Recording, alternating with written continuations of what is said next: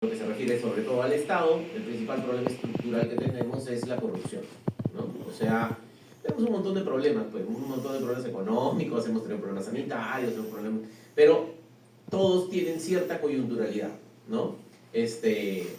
No cabe duda que ahorita el principal problema que tenemos no es la corrupción, es el tema de la seguridad, ¿no? Pero estructuralmente hablando, la corrupción es un problema que afecta a la sociedad, ¿no? Y ese es un mensaje muy importante, ¿no? La gente cree que la corrupción es un problema del gobierno. Eso no es cierto. Porque cuando uno habla del gobierno en el Estado, cuando ustedes que trabajan en el Estado hablan del gobierno, en realidad están hablando de la gestión de la presidenta Boluarte, y sus 18 ministros y su premier. Ese es el gobierno. El Estado es mucho más que eso. En el Estado están los otros poderes del Estado, están los organismos constitucionalmente autónomos, están los gobiernos regionales, los gobiernos locales. Nada de eso es el gobierno de Lima, ¿no? Pero aún así, la corrupción no es un problema del gobierno, ni siquiera es un problema del Estado, es un problema de la sociedad. No es que no hay corrupto público sin corruptor privado, entonces eso no existe.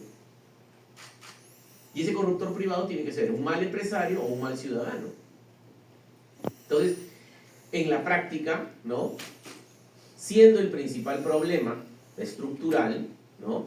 Durante décadas, incluso, digamos, todos los que nos metemos a discutir estos temas, pues tenemos y si llevan la maestría, pues tendrán que leer ese libro, una lectura obligatoria es la historia de la corrupción en el Perú, ¿no? De Alfonso Quirós, ¿no? Que además es un libro bien interesante, porque Alfonso, ya que en paz descanse, hace su tesis doctoral en Colombia, y usa como información esencialmente la documentación, su fuente es una fuente epistolar, ¿no? O sea, es las comunicaciones, a ver, paréntesis. Hay muchas comunicaciones en el Estado, y en todos los estados, aquí en Perú también, que son secretas, ¿no? Una de ellas es la que tiene el presidente con el canciller y con todos los embajadores. Así funciona en todo el planeta. O sea, hay comunicaciones que están cifradas a través de una serie de protocolos que son secretas y que solamente las conoce el canciller y que obviamente es como tener una red de información a nivel de todos los embajadores que le cuentan cosas al canciller y el canciller le cuenta cosas al presidente. Pues lo mismo pasa en los Estados Unidos, ¿no? Entonces, esa información luego de años después, digamos, un par de décadas, muchas veces se desclasifica, ¿no? Entonces es interesante porque el libro de Alfonso lo que hace es usa gran parte de esa información, la comunicación epistolar entre los embajadores del Perú y el secretario de Estado de los Estados Unidos, ¿no? Y entonces ahí sí podrán imaginar, pues ahí es donde ahí como es una información reservada, secreta, entonces ahí se cuentan cosas, ¿no? Y entonces él las documenta muy bien y eso por eso es un libro tan interesante. Pero, al margen de eso les decía, un tema fundamental es, si creemos que la corrupción es un problema público esencial, hay que tratar de resolverlo. Pero tú no puedes resolver lo que no entiendes, pues. Eso es imposible, ¿no? Lo primero que tienes que hacer es comprender el problema. Y no puedes comprender el problema si no lo dimensionas, si no lo cuantificas. Y eso no tiene nada que ver solamente con la corrupción, eso tiene que ver con salud, con educación, con cualquier problema público, hasta con el cambio climático, ¿no? O sea, tú no puedes arreglar algo que no entiendes que está mal, pues. Es bien fácil, ¿no? Pero ahí tenemos una complicación, ¿no? A mí siempre me preguntan, ¿y cuánto? Siempre me preguntaban, hasta ahora me preguntan, mis alumnos en las clases también. Por eso quiero saber exactamente cuánto es lo que nos ha robado el gobernador regional tal. Porque esa es una pregunta natural, ¿no? ¿Cuántas veces yo he viajado tantas veces al interior del país? Y yo viajaba a las provincias, pues, ¿no? O sea, yo no viajo a la región. Muchas autoridades viajan a las regiones, pero no. Hay que viajar a la provincia, ¿no? Entonces, y siempre, claro, ya llegó un momento en que ya me hice conocido. Entonces me sentaba en el avión y al costado había un ciudadano, ¿no? De la misma región a donde yo iba, ¿no? Y me preguntaba, ¿no? ¿Ustedes contralor? Sí. ¿Le puedo hacer una pregunta? Sí, claro. Yo quiero saber exactamente cuánto nos ha robado el gobernador regional tal o el alcalde tal. Entonces yo le decía, ¿no? Mire, exactamente eso yo no lo sé. Pero si usted es el contralor, sí, yo no lo sé, pero voy a explicar por qué. Pero además, eso no solamente yo no lo sé, eso no lo sabe nadie. Nadie lo ha sabido, ni nunca nadie lo va a saber. ¿Por qué? Porque la corrupción es un acto opaco, clandestino, no transparente. En otras palabras, técnicamente hablando, no es una variable observable en el universo. Nadie sabe cuáles son todos los casos de corrupción, porque nadie es capaz de investigar todos los casos del universo. Tú podrás saber de un caso, y de ese caso lo estudias, y lo miras, y analizas, y lo cuantificas, y teóricamente de ese caso sabes todo, pero no sabes cuáles son todos los casos. Por lo tanto, siempre la cuantificación de variables no observables, pero que es una necesidad prioritaria para la política pública. ¿Cómo vas a saber si lo que estás haciendo sirve? La corrupción se está reduciendo, está bajando, está aumentando. ¿Dónde se produce? ¿Dónde hay más corrupción? ¿Dónde hay más problemas? ¿En qué región?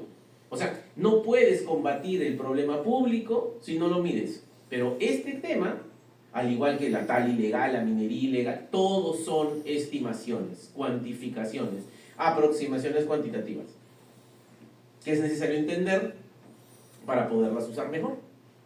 O sea, cuando el Fondo Monetario Internacional dice se han perdido 1.5 trillones de dólares en el mundo en sobornos, no es que tiene un Excel, pero donde están todos los países, todos los gobiernos, todas las obras, y suma y sale 1.5 trillones. No, es siempre una estimación, ¿no? Y sobre eso, por eso cuando Elsa me pidió que por favor les comparta esta charla, que además es uno de los temas que se ven a lo largo de esta maestría, se me ocurrió comentarles sobre esto, ¿no? O sea, hablar de 3 cosas, ¿no? De 5 cosas. ¿Qué es la corrupción? ¿Cómo se mide? ¿A cuánto asciende en el Perú? Saber, ¿está aumentando? ¿Está bajando? ¿Qué es lo que está sucediendo? Y finalmente, ¿qué opciones de política podríamos tener para hacer algo desde el Estado, se supone, ¿no? Pero eso implica entender bien qué es la corrupción, ¿no? Ustedes saben qué es la corrupción, ¿no? A ver, ¿quién me dice qué es la corrupción? No me van a hacer hablar una hora, ¿no? Por favor, ¿cuál es tu nombre? Elio Pereira. Elio, cuéntanos, ¿qué es la corrupción? Se me ocurre emplear recursos del Estado para cosas que no están previstas para intereses personales de un individual o de un grupo colectivo. Ajá, muy bien. Efectivamente, estamos hablando de que cuando se habla de la corrupción, se habla de recursos públicos, ¿no? Como dicen ya. Pero, entonces, no hay corrupción en recursos privados, o sea, hay corrupción en recursos privados, ¿no? Entonces ya no es solamente público, es también privado, ¿no? Ya. Pero, a ver, un caso, más fácil así quizá. Yo soy alcalde, gané una elección, ¿no? Pero yo quiero darle trabajo a mi hermano, ¿no? Y mi hermano es bueno. Mi hermano, no, de verdad. Mi hermano hace malls, es ingeniero, tiene su empresa. Entonces, felizmente nunca ha trabajado en el sector público. Porque si hubiera trabajado antes en el sector público, si yo decido ser contralor, le arruino la vida, ¿no?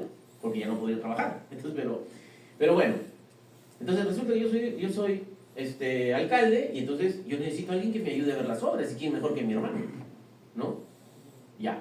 Entonces, contrato a mi hermano. ¿Eso es un acto corrupto o no? A ver, ¿quién me dice? Por favor, sí. ¿Cuál es tu nombre? María Isabel. María Isabel, te escuchamos. Sí, creo que es un acto corrupto.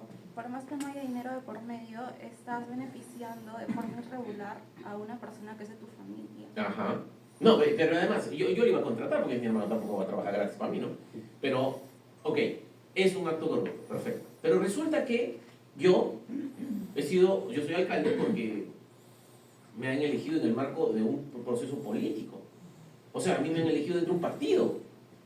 Y resulta que mi colega, mi correligionario, mi camarada, mi hermano, para no herir ninguna susceptibilidad política, es el alcalde del distrito vecino. Y él también quiere ayudar a su hermano. Entonces, y él sabe que también no puede contratar a su hermano porque sería un acto corrupto, un acto de nepotismo, que está, etcétera, etcétera, etcétera. Entonces, ¿qué hacemos? Nos tomamos un café y yo contrato a su hermano y él contrata al mío. Ya, ¿eso es un acto corrupto o no? Sí, sigue siendo corrupto. A ver, ya se complica, ¿no? Entonces, No ético. ese es parte del problema. La corrupción, ¿no? A ver, más allá de lo que dice la literatura, que el acto corrupto, pero que la corrupción viene del latín corruptio y que está asociado al verbo romper, eso ustedes lo pueden leer porque les vamos a pasar la diapositiva, ¿no? Pero lo importante aquí, perdón, sí, dime, ¿cuál es tu nombre? Luis, Luis, dime. hay otro tema también que hay que considerar. Que si lo que tú vas a contratar, o el grupo que vas a contratar, el proyecto hermano, están puros burros, disculpa la palabra que uses, pero Ujú. la sociedad se pierde. Esa posibilidad, así es. Ese valor. Queda como un no corrupto, pero igual que haces daño a tu pueblo, porque contratas a una persona que no está capacitada para llevar a cabo la labor que tú quieres que haga. Ujú. Porque tu hermano decía así. Se hace la verificación o la elaboración de tus perfiles, de que la persona, tu hermano, digamos, es que está más capacitado, ahí, con la ley del nepotismo, te estás dejando de contratar a una profesional que, por lo cual vas a perjudicar a tu Claro, comunidad. exactamente. Pero, o sea, lo cierto es que mi punto era el siguiente, ¿no? O sea, está clarísimo que nadie puede contratar a su hermano, ¿no? Porque tú vas a administrar recursos que no son tuyos. En tu empresa tú contratas a tu hermano. ¿Por qué? Porque en la práctica los recursos son tuyos y si tú los pierdes es tu problema. El gran problema en la administración pública es que manejas recursos que no son tuyos, ¿no? Entonces, los incentivos no se alinean bien para que puedan tomar las decisiones correctas siempre. Por eso salen las leyes, ¿no? Entonces, pero lo que les mencionaba, lo que quería mencionarles, además de la definición, digamos, en la literatura, de lo que es corrupción, de que viene del latín y bla, bla, bla, el punto es, en el ejemplo que ustedes mencionaban, les decía, algunos decían, ¿es corrupto o no es corrupto cuando se transan los hermanos? ¿No? Y ese es el principal, bueno, no el principal, pero es uno de los problemas de la corrupción.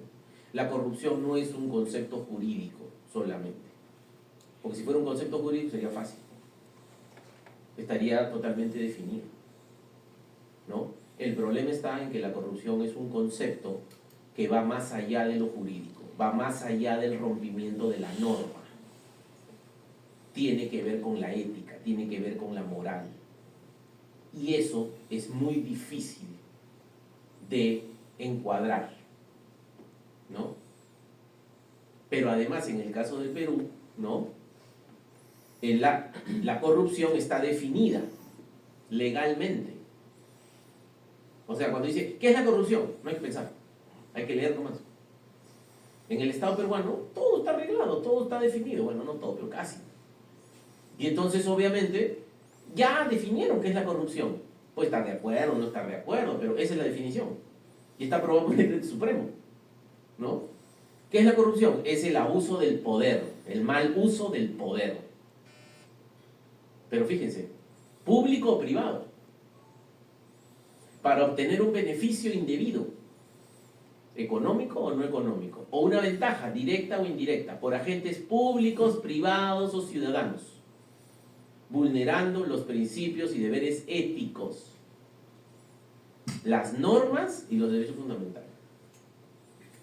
¿No? Si solamente diría vulnerando las normas, entonces la cosa estaría más simple. Porque ¿cómo le dices al pueblo, ¿no?, que sabe que han transado los hermanos? Para el pueblo eso es un acto corrupto. Y es corrupto. Pero es legal. Entonces ahí tienes otro problema. Tú no puedes sancionar administrativa, civil, penalmente, que son las sanciones que tiene un funcionario público, ¿no? Cuando él era ministro o cuando yo era contralor teníamos otra, ¿no? Que es la responsabilidad política, ¿no? Pero ese es bien raro, pues, porque son pocos las autoridades, ¿no? ¿Cómo vas a sancionar administrativa, civil y penalmente algo que es legal? No, profesor, lo que pasa es que no es legal. Sí, pues en verdad no es legal, porque uno podría decir no. mira, si yo me siento con el otro alcalde, me tomo una chela y ahí arreglo lo de mis hermanos, ¿no? Y su hermano, en realidad podríamos decir no es un tráfico de influencias, es verdad. Pero en todo lo que tiene que ver con corrupción, en todo lo que tiene que ver con incorrección, digamos, el tema siempre es probarlo. El tema siempre es probarlo. O sea, ¿hay algún impedimento para que yo contrate al hermano del alcalde? No. Tiene que cumplir los requisitos, tiene que ser bueno, tiene que ser... Ya, ok. ¿Y hay algún impedimento para que el otro contrate a mi hermano? Tampoco. Pero es obvio pues, que he abusado de mi poder para poder conseguirle la chamba a mi hermano. Entonces, ¿es un acto corrupto? Lo es. Pero no lo podemos procesar. ¿Se dan cuenta? Entonces, ese es otro mensaje importante. El tema de la corrupción tiene que ver al final de cuentas con los valores, los principios. O sea, la persona corrupta en el Estado peruano o en el sector privado o en la sociedad civil no es un enfermo que no sabe lo que está haciendo, ¿no? Por eso la literatura dice, con bastante acierto, la corrupción no es un delito de pasión, es un delito de cálculo. O sea, es absolutamente racional. Yo sé, claro, puede haber alguien que no sepa, pero entonces, y no se da cuenta que está haciendo algo que es ilegal de repente, ¿no? Pero en general, la gente sabe lo que está haciendo, ¿no? Y entonces ahí viene otro tema muy importante, ¿no? Que es lo que he tratado de graficar ahí en ese dibujito. La corrupción afecta a la operación estatal, ¿no? Pero la operación estatal tiene dos mundos. Un mundo que tiene que ver con el manejo de los recursos públicos y otro mundo donde no se maneja plata, pero que es tan o más importante, que es todo el tema de la regulación, las normas. Piénsenlo de esta manera, ¿no? A ver, ¿dónde está la corrupción en el Ministerio de Transportes? En Provías. ¿Cuántas son las carreteras? Porque es un negocio, se usan carreteras, contratan, ¿no es cierto? Ya. Pero ¿y dónde está la corrupción en el Poder Judicial? No me van a decir que está en las computadoras que compran, ¿no? Porque eso no hacen obras. Claro, puede haber corrupción en la computadora que compran, pero es una ridiculez en realidad, ¿no? No es una cosa anecdótica, ¿no? La corrupción en el sistema de justicia está en cómo transan las sentencias, a quién ponen, a quién sacan, etcétera, etcétera. Ya. Entonces, cuando uno trata de saber qué es lo que está pasando con toda la corrupción en el Perú, en estricto rigor, de acuerdo a la evidencia empírica, no sabemos qué está pasando. Porque no hay estudios sistemáticos de cuantificación de la parte del lado de la regulación. O sea, cuando ustedes ven que en el Congreso sale una ley que claramente no afecta el interés público y está direccionada para ayudar a un bien privado o un bien gremial específico, o sea, como se podrá imaginar, más con partidos políticos tan precarios como los que tenemos, o sea, en términos programáticos, doctrinarios, etc. O sea, esa ley no es gratis, ¿no? O sea, por algo ha salido esa ley, ¿no? Entonces, pero no hay estudios, no hay evidencia empírica, ¿no?, apropiada respecto de cuál es el tamaño de la corrupción en el mundo de la regulación. Sin embargo, si hacemos esa abstracción, sí podemos saber qué pasa con la corrupción en el caso de la gestión de los recursos públicos. Porque ahí sí se puede estudiar, ahí sí hay estudio, ¿no? Y entonces, sabiendo qué es la corrupción, ¿no?, teniendo una idea de cómo opera, ¿no?, uno puede empezar a investigar y decir, bueno, ¿cómo puedo cuantificar cuál es la pérdida? Porque yo puedo tener dos casos de corrupción, ¿no? Uno donde se pierde poquita plata, otro donde se pierde muchísima plata, ¿no? Entonces, pero nuevamente, ¿no?, es complejo por esta, digamos, tan abarcativo y tan multifactorial que es el problema de la corrupción, ¿no? Es más, ¿no? Y esa definición, por eso yo a veces pensaba, y sigo pensando, ¿no?, que de repente es mejor hacer una definición más sencilla, ¿no? Porque cuando nos metemos con el tema ético, la ética pues es el estudio filosófico de la moral. La moral tiene que ver con las costumbres más cambiar. Es más, por eso hay actos de corrupción que en un país son actos de corrupción, en otro no. ¿No? Porque las costumbres van cambiando. ¿No? Por ejemplo, ¿no? Imagínense, y esto es yo me acuerdo que una vez nos llegó una denuncia, además fue una denuncia presencial, yo estuve en un consejo municipal, ahí en una de las provincias de una región, y se acercó pues una señora regidora, ¿no? Pero yo tenía un protocolo, cada vez que viajaba a las provincias, pedía una sesión de consejo municipal, con lo cual conversaba con los regidores y con el alcalde, pedía también una reunión en la tarde con los representantes de la sociedad civil, normalmente los frentes de defensa, y bueno, ya después me reuní con mis auditores, ¿no? Porque digamos, la Contraloría en la reforma que se hizo, ahora la Contraloría tiene oficinas en cada provincia del Perú, ¿no? Y entonces me dijo, tiene que meter preso al alcalde. Y el alcalde estaba ahí sentado a mi costado. Yo le digo que... Me dice, no, al anterior. Ah, ya, está mejor. No tanto Roche, ¿no? Ya. Pero yo le digo que yo no meto preso a nadie, porque la Contraloría no mete preso a nadie. La Contraloría lo único que hace es relevar los hechos, ¿no? Es por eso de que la sola operación del control, aunque sea casi perfecta, ¿no? Aunque sea perfecta, no arregla nada. ¿Por qué? Porque obviamente lo que uno esperaría es que frente a un acto de corrupción o frente a un acto de inconducta funcional, las cosas se arreglen, por un lado, o sea, la carretera funcione, se mejore, pero por otro lado, que si hay responsabilidades, pues que lo sancionen, ¿no? Pero, y entonces me decía, y le decía, ¿por qué hay que sancionarlo? Y me mostraba. Y ese es un ejemplo que se los doy, para que también igualito al que es parecido al de los hermanos, ¿no? Me decía, mire, y me muestra pues una fotocopia de un periódico local. El titular decía, alcalde corrupto, ¿no? Ese es el titular. Y en el argot periodístico, debajo del titular, la frase que explica el titular es la bajada, ¿no? Y entonces la bajada decía, sin concurso público, contrata a sobrina de su mujer. Y entonces yo le digo, bueno, haga la denuncia, ¿no? Y la vamos a procesar, pero cuénteme, ¿no? ¿Por qué cree que eso es un acto de corrupción? Pero, obviamente, me decía, ha contratado sin concurso público. ¿Qué había pasado? Esta era una chica, era una señorita abogada, ¿no? Que efectivamente era la sobrina de la mujer del alcalde, de la esposa del alcalde, y la habían contratado, ¿no? La habían contratado con una orden de servicio. Le habían pagado 10.000 soles para hacer 2 proyectos de ley en 3 meses. Ya. Entonces, como dicen, vamos por partes, como dice Jack el Destripador, por partes. Ya. ¿Qué está mal? ¿No? ¿Qué es ilegal? ¿Cuál es el problema? ¿Dónde está el acto corrupto?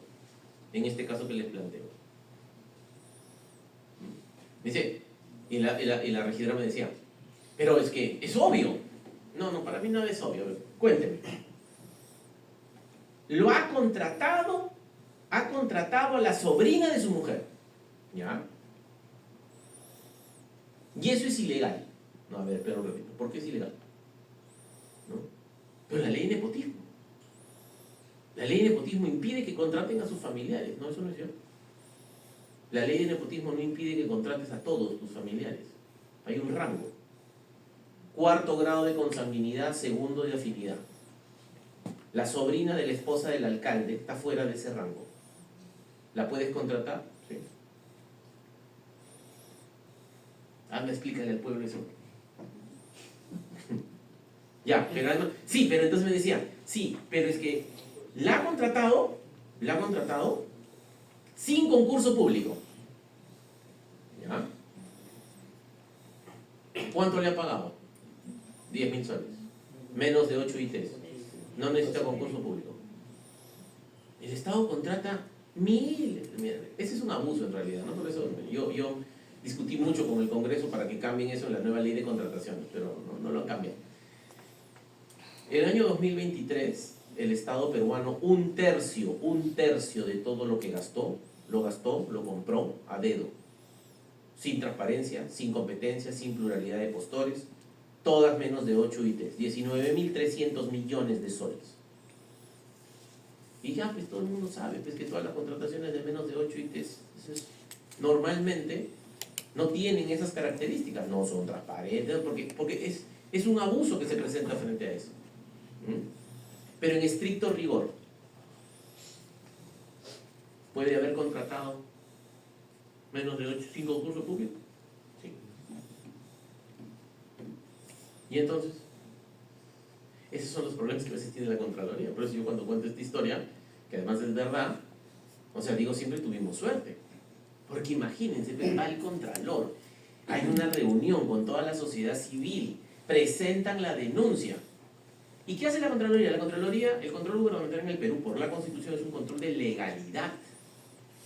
Con la Contraloría no van a discutir lo que es bueno, lo que es justo, lo que es malo, lo que es... No discutan nada de eso. Ni siquiera discuten lo que es moral. Discuten solo lo que es legal. Entonces, si no hay algo irregular, o sea, ilegal, que rompe una norma, nosotros no tenemos nada que hacer, somos incompetentes. No tenemos competencia para intervenir. ¿No? Entonces, en este caso que les digo, así como está planteado, o sea, eso va al archivo. Nos llegan miles de denuncias. Y muchas se archivan. Pero claro, en este caso, como digo, tuvimos suerte. ¿Por qué? Porque además de esas preguntas que uno se hace, cuando llega a la Contraloría una denuncia, no mira la denuncia, mira el caso. Entonces hay dos preguntas que hay que hacerse siempre cuando tienes este tipo de cosas, que es, a ver, ¿es cierto? ¿Es la sobrina de tu mujer? O sea, no estoy diciendo que no sea un acto corrupto, lo es, así como está, lo es, porque es un abuso del poder. El alcalde está abusando de su poder, es un acto corrupto. Porque además, o sea, es la sobrina, pues, de la señora, ¿no? Me imagino que tiene que estar muy bien con la señora, entonces obviamente tiene que contratar. Si la señora le dice contrata a la sobrina, el otro tendrá que hacerlo de repente. Pero fíjense la complejidad. Una pregunta que se tiene que hacer de todas maneras, bueno, está bien, es su sobrina, la conoce, no sé qué. Ya, pero, ¿y cumple con el perfil o no? Porque hasta para eso tiene que cumplir con el perfil. Pero en una contratación de menos de 8 ITs, ¿no? Como yo digo, hay que ser bien sonso para que no cumpla con el perfil, pues. ¿No ves que está hecho a dedo para que cumpla? Pero siempre hay que preguntarse. ¿Y si cumplía con el perfil? Entonces la última pregunta fue, ¿no? Y salió el informe después, imputando responsabilidad penal. ¿No? Pues a la Contraloría en esa provincia la quieren mucho. ¿No? ¿Por qué? Porque la otra pregunta hay que hacerse, bueno, ¿y los entregables? ¿Dónde están los entregables? O sea, le pagamos 10.000 soles, ¿ya? ¿Para qué le pagamos 10.000 soles? Ahí están los entregables, ya. A ver, miren los entregables. Y al revisar los entregables, nos dimos cuenta que en realidad era una contratación ficticia, ¿no? Fantasma. Porque habían generado todo eso y con toda la papelería, están todas las autorizaciones, todo, o sea, el papel aguanta todo siempre, ¿no? Y entonces, pero eran dos proyectos de ley que no eran de una, digamos, una producción intelectual de la señorita abogada, sino eran dos proyectos de ley que ya existían en el Congreso del año 2014, creo, y del año 2016, que lo único que habían hecho es cambiarle de nombre porque hasta los mismos errores ortográficos tenían la exposición de motivos. Entonces, obviamente, imputamos responsabilidad penal. Pero sale el informe, se publica y pucha, y todo el pueblo está feliz, ¿no? Pero no es por lo que la gente cree, ¿se dan cuenta? Pues yo siempre digo, tuvimos suerte. Imagínense que hubiera tenido una producción intelectual de verdad. ¿Qué hacemos con esa denuncia? La archivamos. Entonces, esas son las complicaciones. Hay mucho espacio gris todavía. Obviamente, si hablas de la sobrevaloración de una obra, cuando roban una obra, no sé, en el Hospital Lorena, bueno, es obvio, ¿no? Pero hay muchos casos en la vida cotidiana de la gente que no son tan así de obvios, ¿no? Mucho más de lo que ustedes creen. Pero bueno, entonces regresando, ¿cómo mido eso? ¿No? Hay, lo que se trata de medir el tamaño de la corrupción es cuánto se pierde, no cuántos casos hay, porque yo puedo tener un caso chiquito y un caso grande, un caso complejo, un caso simple, un caso... Entonces, lo importante es saber cuánto es el perjuicio que le genera a la sociedad. Y ese perjuicio, una forma práctica de medirlo, es cuánto de lo que yo gasto lo pierdo. Es por eso de que el patrón de referencia es la ejecución del presupuesto, ¿no? De hecho, cuando uno mire esa diapositiva, ¿no? Que se sale de la consulta del portal de transparencia económica, ¿no? En el año 2023, eso es del año 2023, el gobierno general, a ver, esto no van a perder. ¿Qué es el gobierno general? A ver, ¿quién me dice que es el gobierno general? Bueno, ya está pasando el tiempo, les cuento. Para un ciudadano, cuando le hablan del Estado, para un abogado, cuando le hablan del Estado, para cualquier ser humano que le hablan del Estado, él está pensando en algo que para nosotros los economistas fiscales es el sector público consolidado. Ese es el Estado. Pero eso tiene dos grandes mundos bien diferentes, como la tierra y mar. Tienes el sector público financiero, ahí está el Banco de la Nación, ahí está el Banco Central, ahí está la SBS, ahí está. Y tienes el sector público no financiero. Y dentro del sector público no financiero, tienes el gobierno. Es lo que todo el mundo conoce más o menos. Y tienes las empresas públicas. El gobierno es el gobierno general. Trabajar en una empresa pública es otra cosa trabajar en un ministerio. ¿Por qué? Porque las reglas son diferentes. La forma como el Estado opera es distinta. Normalmente en las maestrías lo que te van a enseñar de gestión pública es esencialmente cómo opera el gobierno. Pocas veces se hace, esta es una que se hace esa diferencia, digamos, pero pocas veces se hace la diferencia de cómo opera una empresa. Porque, por ejemplo, todos ustedes que son funcionarios públicos saben que vamos a contratar algo, a veces es la ley de contrataciones. Pero si trabajaras en Petroperú, eso no te sirve. Porque Petroperú es una empresa que tiene su propia ley de contratación. No tiene nada que ver, ¿no? Resulta que estás gestionando en el área de recursos humanos, en una municipalidad, un gobierno regional, un ministerio, en el gobierno, ¿no? Y tienes una duda, ¿qué haces? ¿A quién le preguntas? A servir. Pero a una empresa pública no le puedes preguntar a servir, porque las empresas públicas están fuera de servir. Entonces, es un mundo distinto. De hecho, de ese mundo en realidad se sabe poco, se sabe cuando hay muchos escándalos nomás, hasta por un tema de acceso a la información. CIAF solo hay en el gobierno general. O sea, cuando ustedes entran al portal de transparencia económica, miran el gasto y ven, ahí no está Petro, ahí no está Sedapal, ahí no está el Banco Central, ahí no está, porque ellos no tienen CIAF. Entonces, en realidad, cuando uno mira este cuadro, está pensando en el gobierno general. Por eso ahí dice clarito, ejecución presupuestal del gobierno general. El Estado es más que eso, ¿no?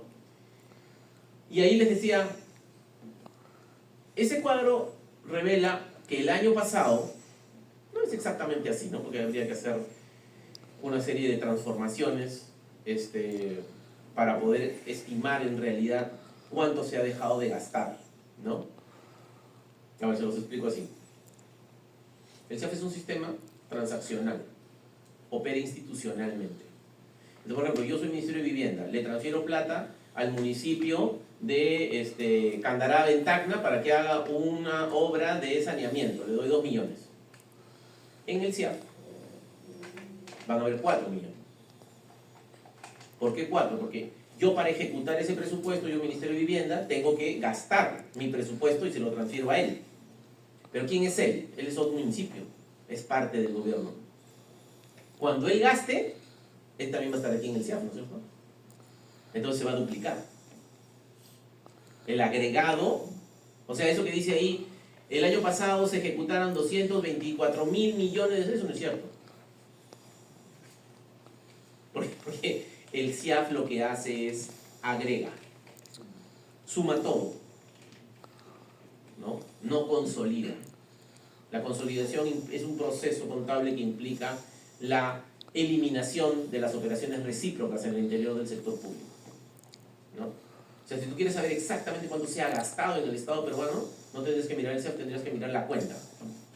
Pero bueno, ya mucho detalle. Entonces, pero fíjense lo que les quería decir. Ahí en activos, por ejemplo, lo que siempre se ve, activos no financieros. El año pasado se dejaron de gastar 16.000 millones de soles. Es el primer problema que tiene el Estado peruano, es el gasto. Somos incapaces, por no decir inútiles, en poder gastar lo que se tiene disponible. A pesar de todas las necesidades que hay, no podemos gastar lo que hay. El año pasado se gastó un montón y se llegó a 75, 76%. O sea, 3/4 partes del presupuesto disponible en inversiones. Claro, esa cuarta parte que no gastaste, alguna la pierdes, otra pasa al próximo año, pero digamos la oportunidad la perdiste. Entonces ese es el primer problema. Pero la pregunta es, de esos 51.000 millones que se gastaron, no todo pues se ha gastado bien. ¿No ves que aparte se lo han robado? Entonces, es una preocupación de política pública fundamental tratar de estimar el tamaño de la pérdida. Y para hacer eso, en el mundo, ¿no?, hay varias metodologías para aproximarse a medir el tamaño de la corrupción. La más común, a mí no me gusta, ¿no?, pero la más común es la que todo el planeta usa, es la que todas las clases políticas en todos los países del mundo usan, porque la única en realidad es la medición basada en percepción. O sea, ¿qué cosa es esto? Esto es, le pregunto lo que piensa la gente. Si nosotros en esta sala fuéramos una muestra estadísticamente representativa con un determinado nivel de confianza, un determinado nivel de error de la población de Lima, y queremos saber cuánto es el tamaño de la corrupción en Lima, no en la municipalidad de Lima, sino en todo el territorio de Lima, porque se supone que aquí hay gente que trabaja en el gobierno nacional, el gobierno regional, los ministerios, hay amas de casa, hay políticos, hay académicos, o sea, es una muestra realmente representativa de la sociedad limeña. Y tú quieres saber cuánto se pierde por corrupción, pregúntate. Hacemos una encuesta. ¿Usted cuánto cree? 10%, 15%, 20% ya. Ya, pues después haces una serie de correcciones y sacas un promedio. ¿No? Y siempre a mí me dicen, sí, profesor, pero eso no es técnico. Sí, pues no, o sea, sí es técnico. Tanto es así, que así se mide la corrupción en todo el planeta. Transparencia Internacional, cuando rankea a todos los países de la Tierra, es un índice perceptual. Tanto así que es bien transparente, se llama Índice de Percepción de la Corrupción, ¿no? Este es Corruption Perception Index. Porque la metodología que usa Transparencia Internacional es perceptual, pero no tiene otra forma.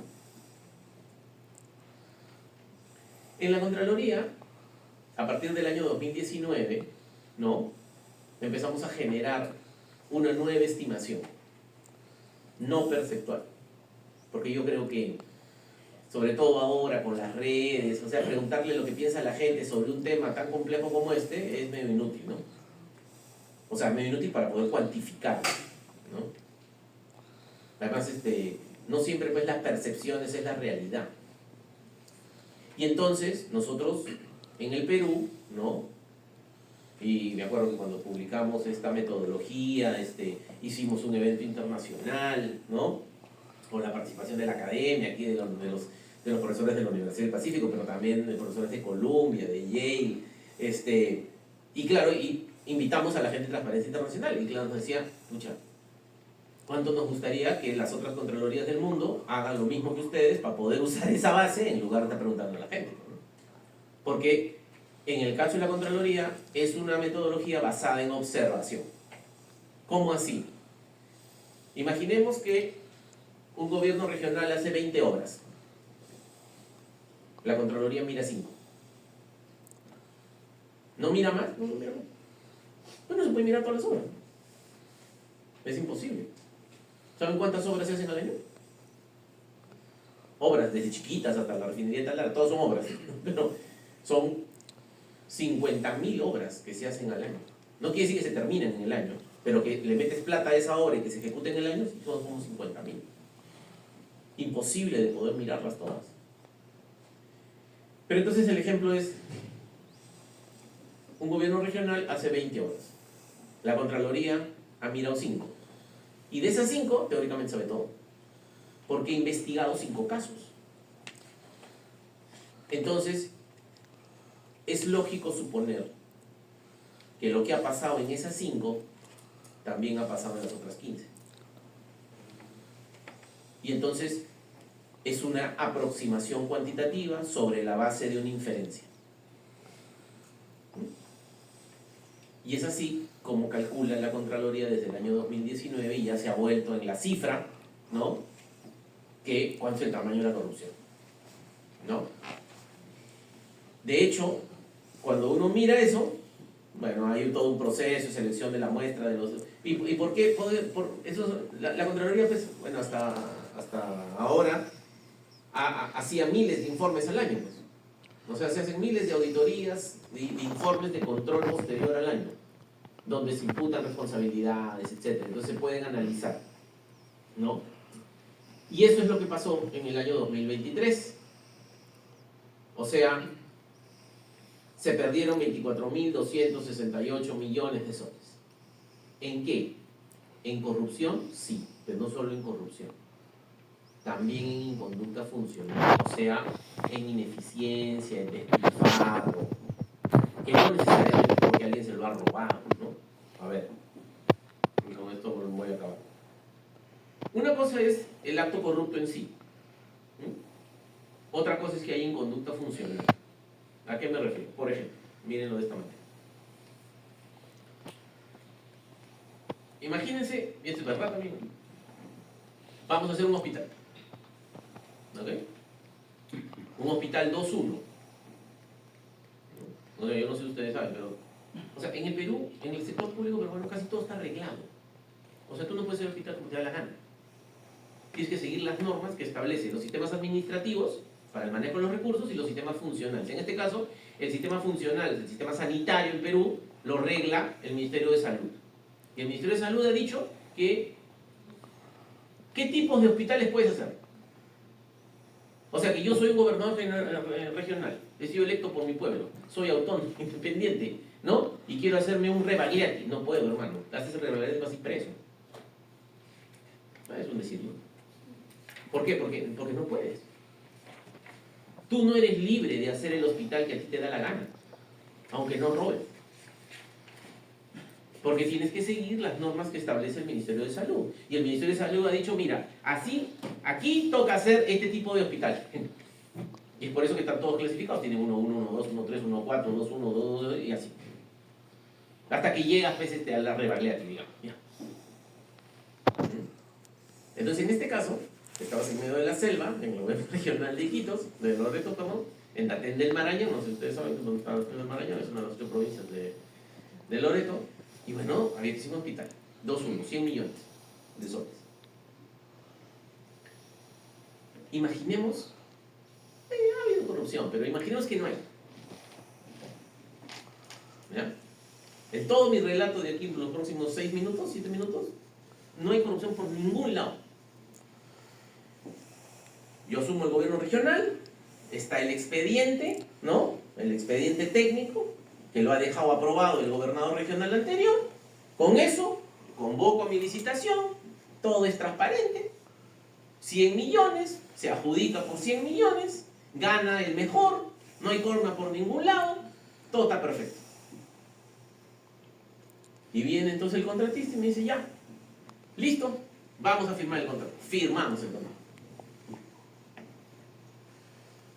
¿Y qué hace? Al día siguiente me presenta la carta fianza y me pide el adelanto. ¿No? De acuerdo a la ley, 10% de adelanto directo, hasta 20% de adelanto de materiales, ¿no? Contra la programación. En este caso pidió no el 20%, sino 15%. 10 más 15, 25%. O sea, en una transacción se levantó 25 millones de soles. Y el gobierno regional le pagó los 25 millones de soles. ¿No? Ya, eso empieza, eso sí, eso es un problema comunicacional, porque la gente va a mirar y que en el CIAF, ¿no? Aparece el proyecto y dice 25 millones de soles y no hay ni una piedra, hermano. Entonces la gente dice, ya se robaron la plata. Pero es un problema comunicacional, porque no entienden cómo opera. ¿No? Pero bueno, ya. Se hace el adelanto. Todo legal. Me trae nómina, la carta de fianza no es trucha, todo está perfecto. Ya. Y entonces, ¿qué me dice el contratista? Me dice, ya, vamos a hacer el hospital. Dame el control de los terrenos. ¿Cómo? Obvio, me tienes que dar el control de los terrenos, gobierno regional. ¿Dónde voy a construir el hospital? No lo voy a construir en el aire.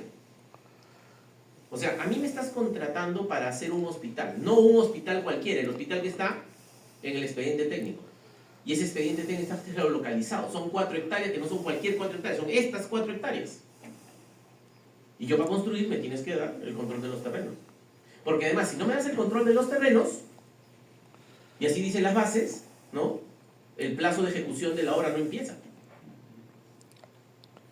Y entonces ahí empieza el problema. Porque resulta que Oh Maravilla, habiendo suscrito el contrato, habiendo dado el adelanto, recién nos damos cuenta de que hay un problema de saneamiento físico legal en los 4 hectáreas. De las 4 hectáreas, 3 son del gobierno regional. Una es de una ONG ambiental que opera en Lima. ¿Qué hacemos? El empresario sabe que no va a poder hacer la obra, pero no rescinde el contrato, que ni sonso que fuera. ¿Para qué? ¿Qué te dice? No, yo te espero. Porque por cada día que te espera, te va a cobrar, ¿no es cierto? Los famosos gastos generales. ¿No? Y entonces ahí se empieza pues un enorme problema. Porque además tú ya fuiste, tú gobernador, yo ya fui, ya me tomé ya hice la foto ahí con todo el pueblo, sabe que están esperando que empiece la obra. Entonces hay que arreglarlo, hay que arreglar el problema ya. ¿Cómo lo puedo arreglar? Hay 3 opciones nomás. Nadie usa las 2 primeras porque es muy complicado. Todo el mundo usa la tercera. ¿Cuál es la primera opción? Anda a comprar el terreno. No es que es una ONG en Lima, ya voy a Lima. Y ofrece, compra el terreno. A ver si te lo quiere vender. Te lo va a querer vender. Pero a un precio exorbitantemente alto. Porque 1 hectárea en medio de la selva, no es que no valga nada, ¿no?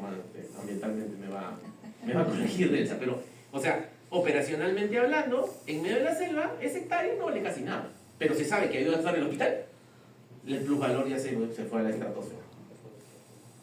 Pero además hay otro problema. Tú has licitado, ¿no es cierto? Entonces quiere decir de que has tenido la plata, has certificado.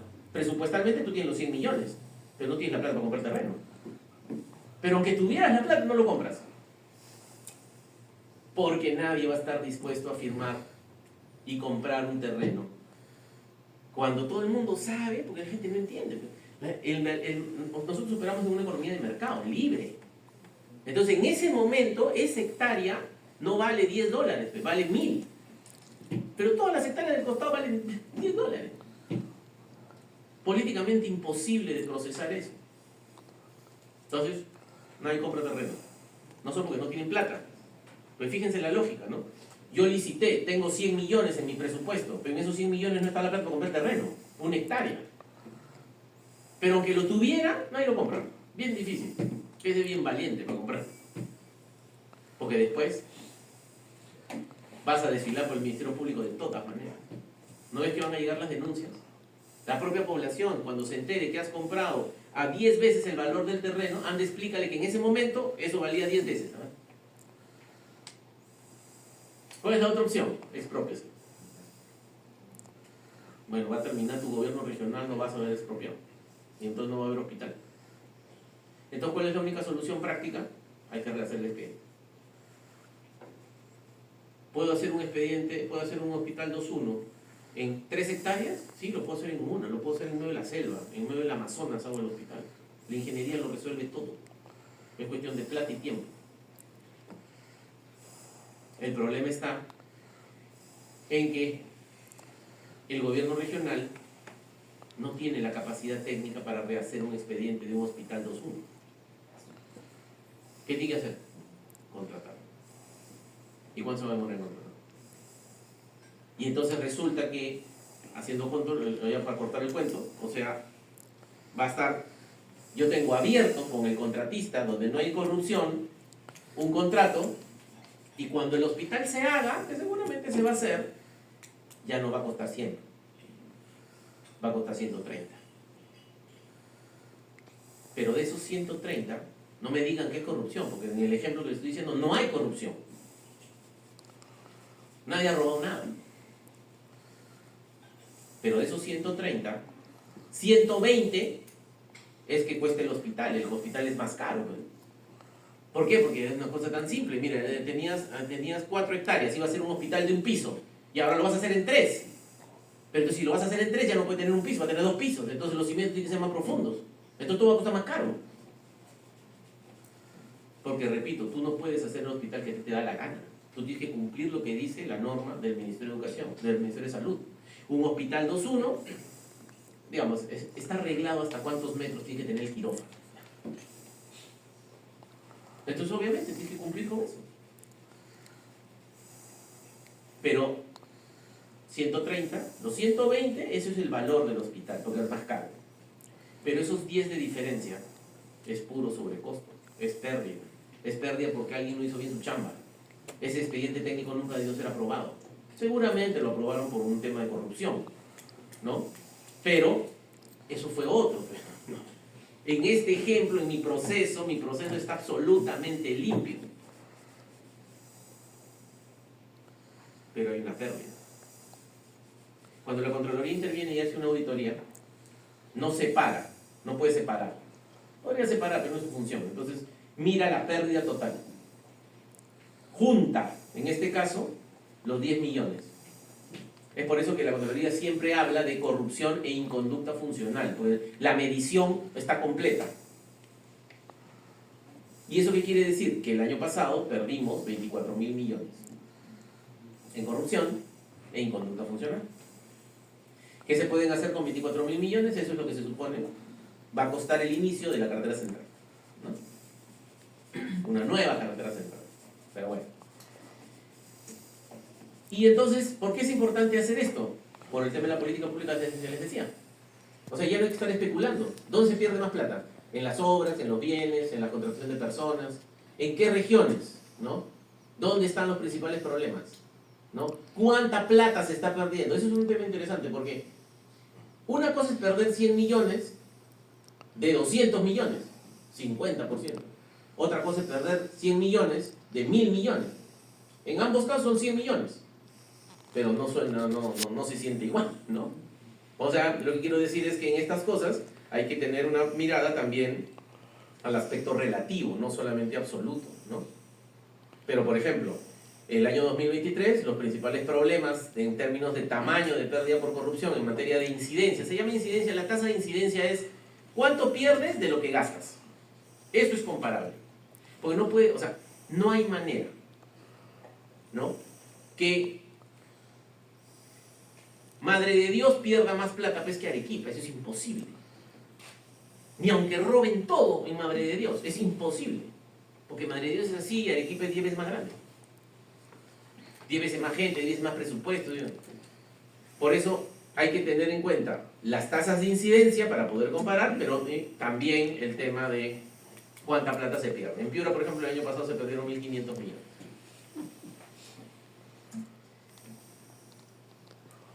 ¿La corrupción en el Perú está aumentando? Los casos de corrupción sí, hay más casos. Pero la pérdida es cada vez menor, ¿no? Y eso tiene que ver pues, también con todo el esfuerzo que hace no solamente la Contraloría, sino todo el ecosistema de control, ¿no? O sea, históricamente lo que uno aprecia es que la corrupción se está reduciendo, esa parte de la corrupción que estamos hablando, ¿no? Que es como la mitad, digamos, ¿no? Sobre la cual hay evidencia, hay análisis, hay estudios, etc. Del otro no podemos decir nada, al menos yo no sé nada del otro mundo, ¿no? Se ha venido reduciendo.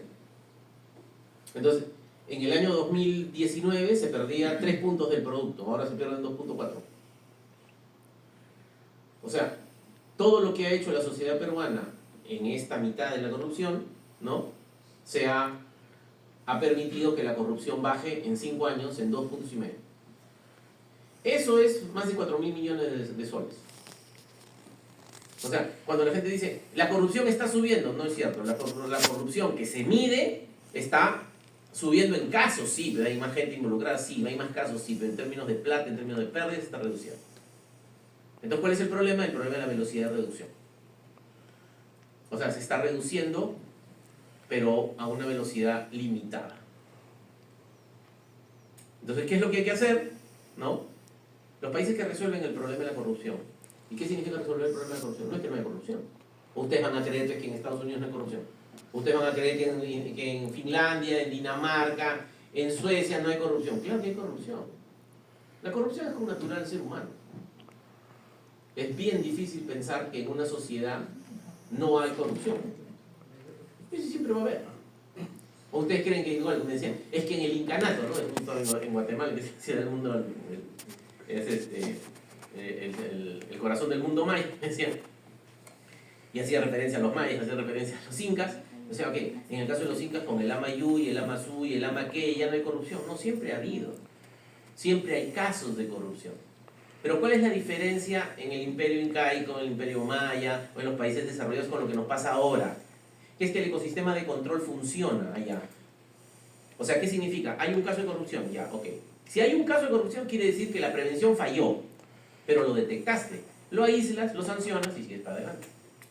El gran problema en nuestro país es que esa cadena de prevención, detección, investigación, sanción y reparación no funciona.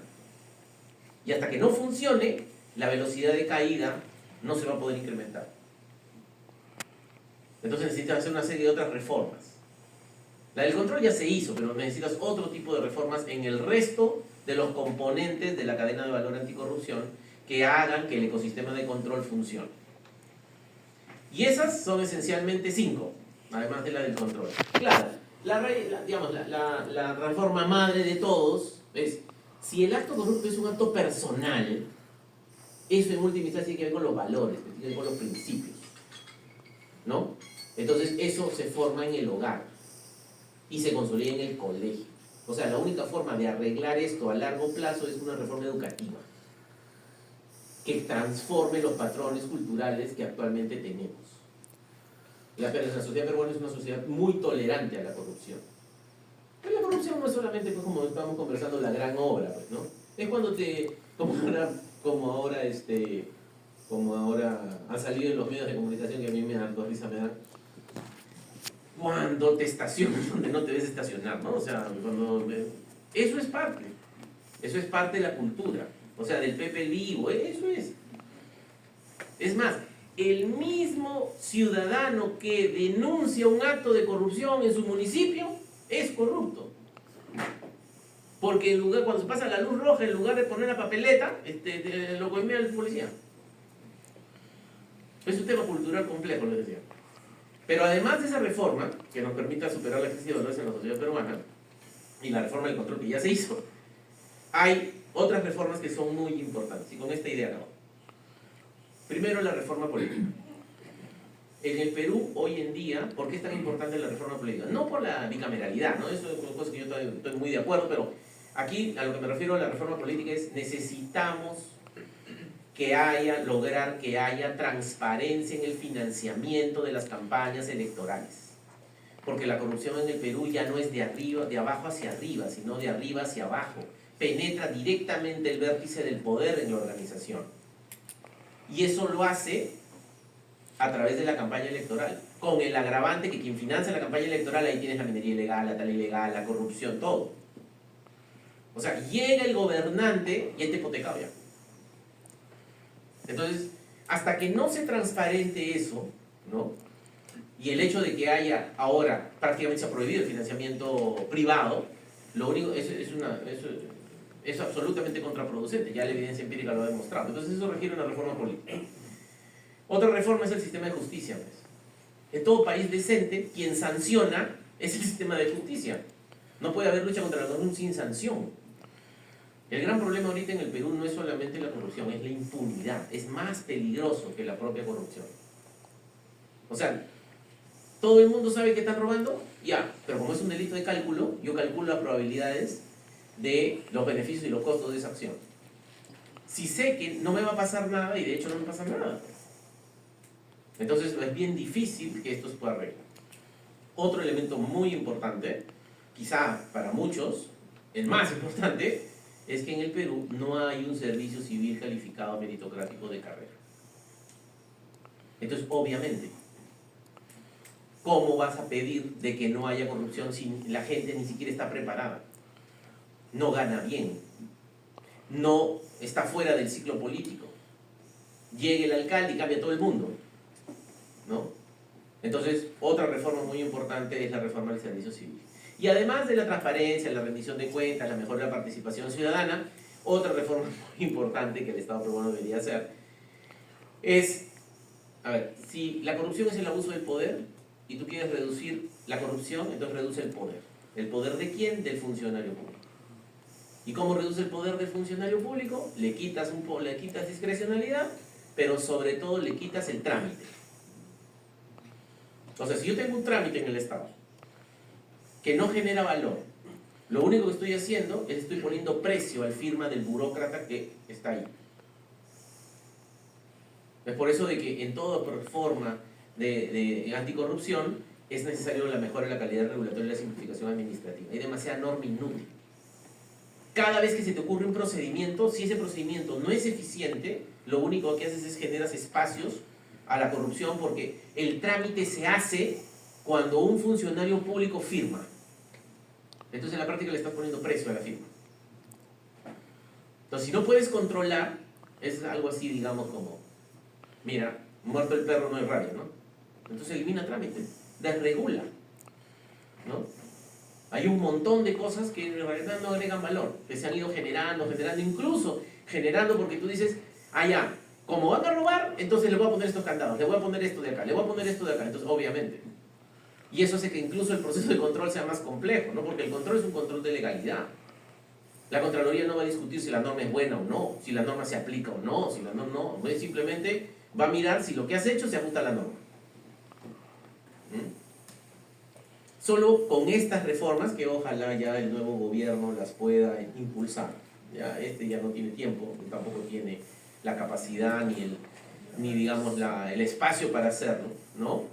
Entonces, solamente con estas reformas, impulsando estas reformas, en el futuro, digamos, nuestros hijos no tendrán que sufrir tanto de esta lacra, ¿no? Repito, casos de corrupción han habido, habrán y hay siempre. El problema es que no afecten el proceso de desarrollo. O sea, frente a un acto corrupto, ¿qué tiene que hacer la sociedad? Lo captura, pues. Lo analiza, lo sanciona y sigue para adelante. O sea, siempre van a haber casos. El problema es que ya la corrupción se ha vuelto un problema sistémico que ha afectado a todo el Estado y por tanto ya es un problema público que reduce la confianza de los ciudadanos en las instituciones y afecta a nuestro proceso de desarrollo, ¿no? Les agradezco mucho.